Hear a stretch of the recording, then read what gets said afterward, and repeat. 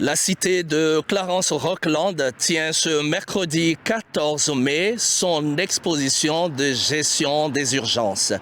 Une activité à la fois informative et familiale pour mieux comprendre comment se préparer en cas de crise. Et surtout, faire découvrir le travail des équipes qui veillent nuit et jour sur notre communauté.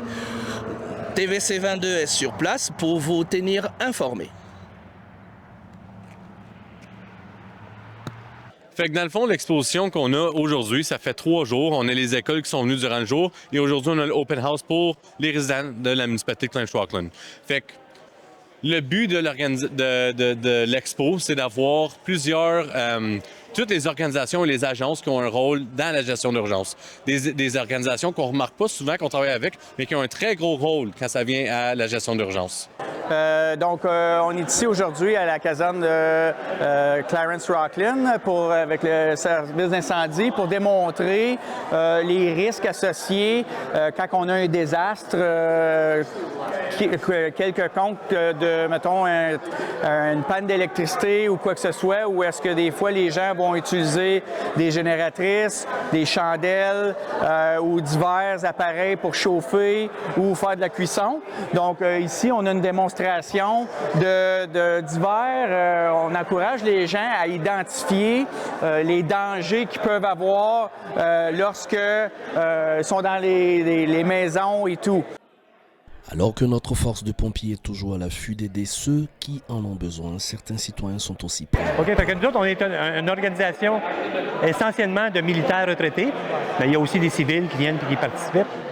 Team Rubicon, on est un groupe de bénévoles qui font du bénévolat dans des scènes de désastres, des inondations, les feux de forêt, les tempêtes de vent, les ouragans, etc.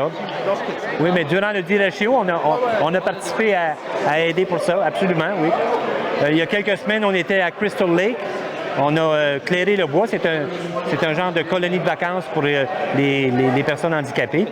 Et puis, on est allé nettoyer ça.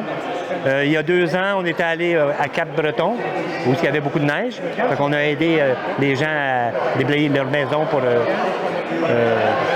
sortir de leur maison. On allait pelleter.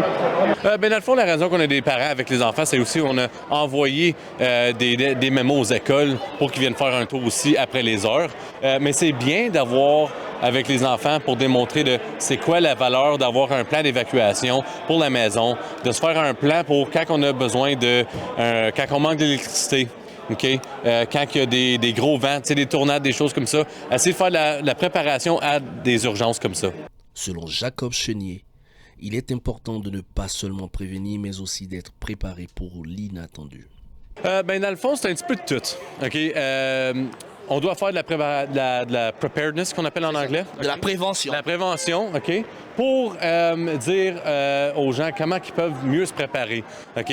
Donc, si on peut les inviter à venir faire un tour à regarder notre caserne, puis voir tous les exposants qui sont ici aussi, on va prendre avantage de ça.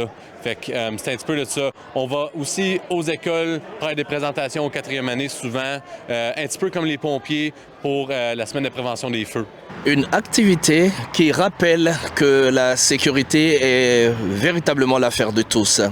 Pour celles et ceux qui n'ont pas pu s'y rendre, sachez que des ressources et des conseils de préparation aux urgences sont disponibles sur le site de la cité de Clarence-Rockland. Je suis Guy Calou de TVC 22 depuis la caserne des sapeurs-pompiers de Rockland.